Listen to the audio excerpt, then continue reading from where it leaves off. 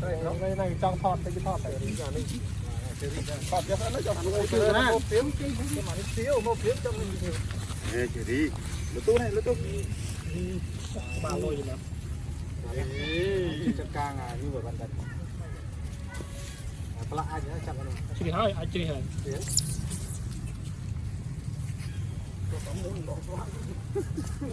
chả nó to để cắt sợi thì ngon chả và cũng một và cũng chả với cô rồi à đủ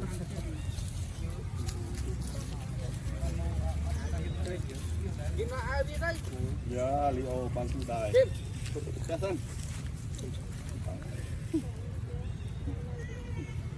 thầm sai àนี่คอเวียงนึงกูเช่นมันเนี่ยเรียกเล่ามันหนึ่งแล้วแค่ทบจริงๆสอบมันมุ่ยหรือไงจริงๆมอนยังทำกับใส่มันนะมอน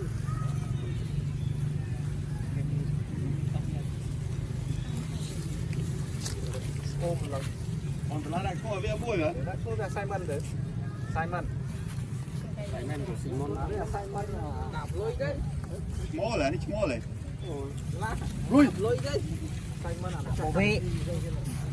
sai mắt này coi đó ta cầm phi đấy rồi rồi người biết đâu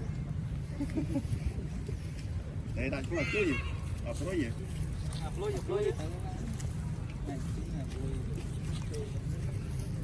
lưng cái đấy anh những cái kia thăm bớ qua đây lại thăm anh bây giờ là buông rồi đây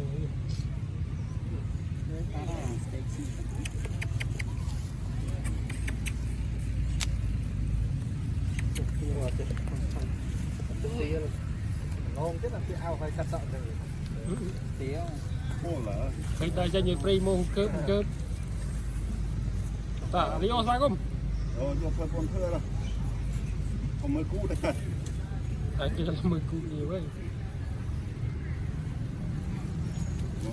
Còn một lòng tí nữa là bao giờ? Các bộ việc phơm kìa.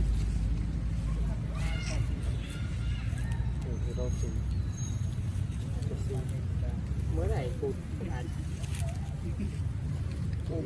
Dạo à?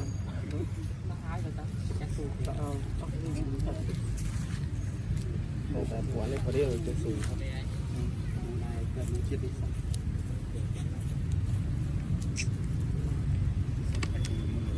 máy chặt mây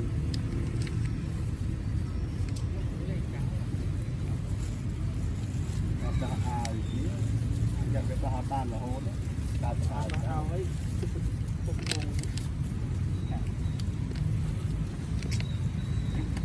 chắc là ai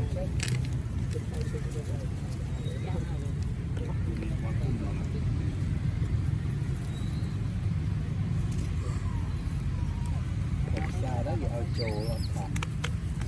nó mới trái rồi sẽ lại lên thế là bắt được tay khăn rồi mình chịu hết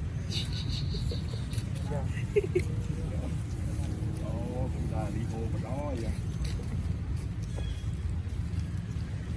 đi ô vai à nhưng mà thì